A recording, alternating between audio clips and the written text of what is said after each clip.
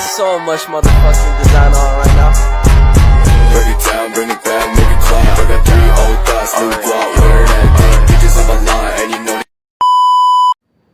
Hello everyone, at today's meeting I will discuss material about consumption and saving function in the business mathematics course.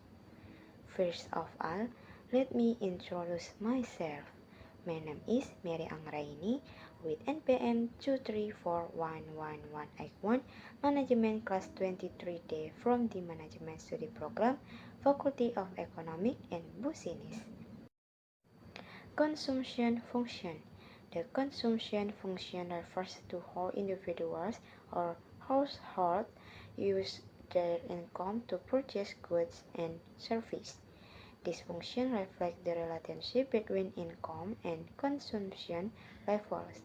There are two important aspects of the consumption function. Basic consumption. This is the portion of income spent on basic needs such as food, clothing, housing, and health. Tertiary consumption. Disposable income. This is the remaining income after deducting taxes and saving. Tertiary consumption can be used for additional goods and services or invested. The consumption function tends to show that the higher the income, the higher the level of consumption, but the rate of increase in consumption tends to decrease as income increases. This is known as the law of diminishing consumption. Factors that influence the consumption function, including basic consumption.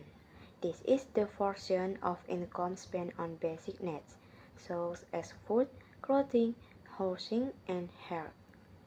Tertiary consumption, disposable income. This is the remaining income after deducting taxes and saving. Tertiary consumption can be used for additional goods and services or invested. The consumption function tends to show that the higher the income, the higher the level of consumption, but the rate of increase in consumption tends to decrease as income increases. This is known as the law of diminishing consumption. Saving function. The saving function refers to how individuals or households save part of their income for future use. Saving are the difference between income and consumption. There are several reasons to save money, including preparation for the future, so as children, education, retirements, on or unexpected events. Long-term investments such as buying a house or shares. Financial security. The saving function also shows that the higher the income, the higher the saving rate, but the rate of increase in saving might be faster than the increase in income at a given level. Factors that influence the saving function. Income. People with higher incomes tend to have the ability to save more. However, there are also cases where people with low incomes have good saving habits to secure their future. Financial goals. An individual's financial goals can influence how much they set aside for saving. If someone has long-term goals, such as buying a home or a child education, they might be more motivated to save aggressively. Interest rate. Interest rates can influence the decision to save. High interest rates can provide an extra incentive to keep money in saving or investment. Contoh soal Bu Wita dengan penghasilan sebesar 100.000 rupiah per bulan, lalu dapat menabung sebesar 20.000. dalam per bulan. Bila pendapatannya naik menjadi 160, ia akan menabung sebesar 30.000. Maka berapakah konsumsinya jika ia bekerja? Jawabannya adalah S1 sama dengan Y1 min C1, yang dimana S1 adalah tabungan, Y1 pendapatan, dan C1 adalah konsumsi. Maka kita mencari konsumsinya C1 sama dengan Y1 min S1, yang dimana Y1 ini adalah 100.000. 100.000 adalah pendapatannya, hasilnya. Lalu dikurangkan 20.000. 20.000 ini adalah tabungannya. Maka 100.000 dikurang dengan 20.000, hasilnya akan menjadi 80.000. Lalu kita mencari penghasilannya yang kedua.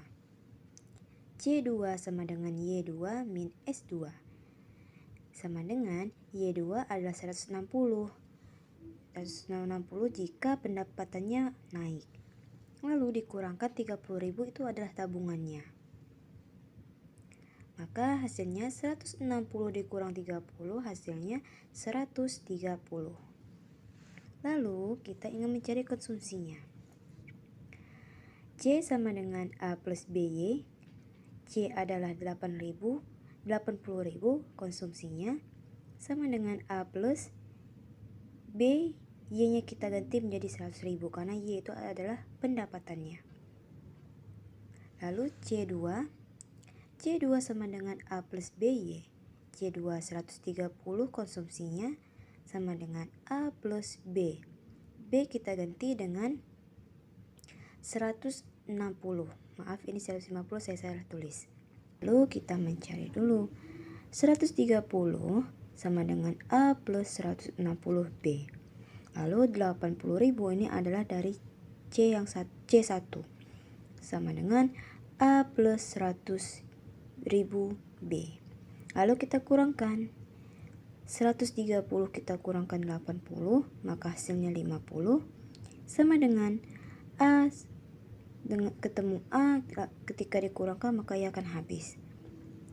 160 dikurangkan dengan 100 maka hasilnya 60 B.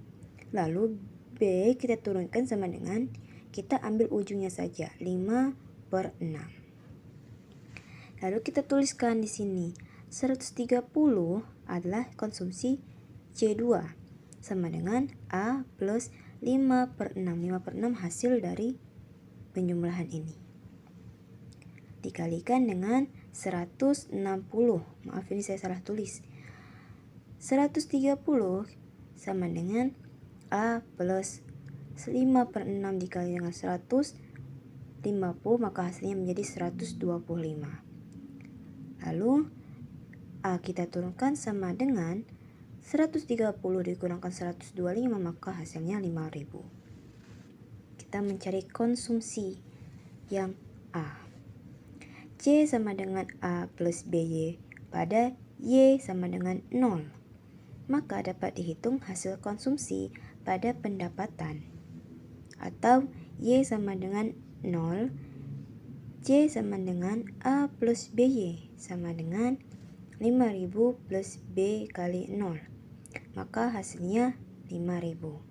Jadi konsumsi jika ia tidak bekerja adalah 0 adalah 5.000.